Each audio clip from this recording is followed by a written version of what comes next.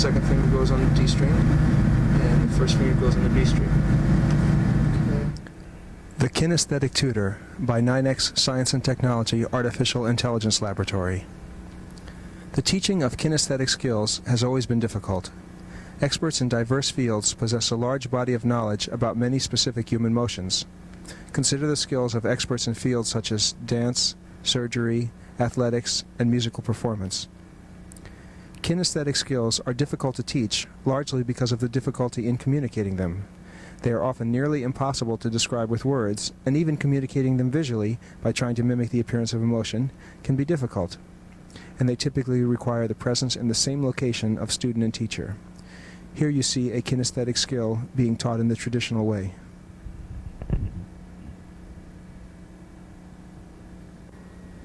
The kinesthetic tutor monitors and records human motion and gives feedback to a student trying to mimic an expert's motion.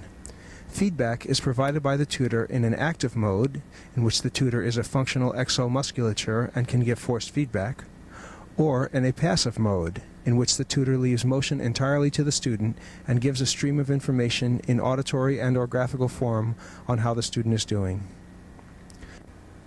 In principle, the kinesthetic tutor functions in the same way, regardless of the type of movement to be taught. In practice, a full-body tutor would not be needed for certain tasks, so specialized versions could be implemented, as in the case of the Kinesthetic Tutor glove you see here.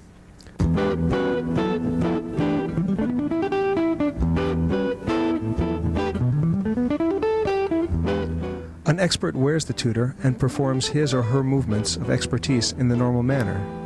These motions are recorded digitally.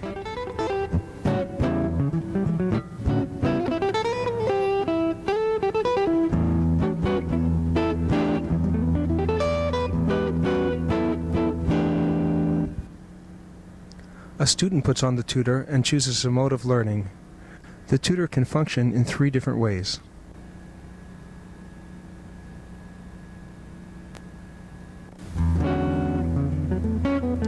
In the puppet version of the active mode, the tutor functions as an exomusculature and molds the student's relaxed body so that it goes through the motions of the expert. The student is, in effect, a puppet on a string. When the student has some sense of the goal motion, he or she chooses the forced feedback version of the active mode. In this forced feedback version, the student actively instigates the motion on his or her own. The tutor does nothing except where the student is not properly executing the goal motion, and here the functional exomusculature kicks in and molds the student back on track.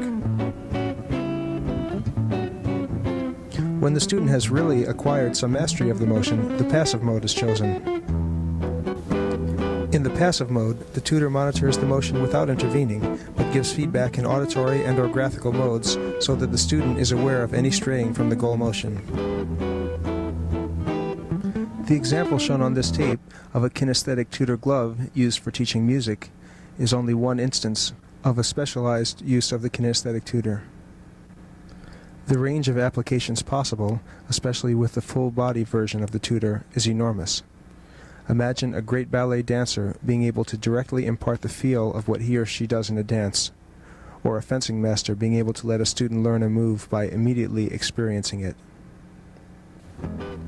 Another virtue of the kinesthetic tutor is that it permits the teaching of kinesthetic skills without the necessity of student and teacher being in the same location. Kinesthetic tutor data can be transmitted across broadband phone lines. This permits a master class to be given effectively long distance. Finally, the kinesthetic tutor data could be stored in library form, capturing and preserving information about the motions of experts that is now lost upon the death of the expert. In the future, students in a field in which expertise involves highly skilled motions will be able to benefit from the many experts who've come before them and captured their movements with the kinesthetic tutor.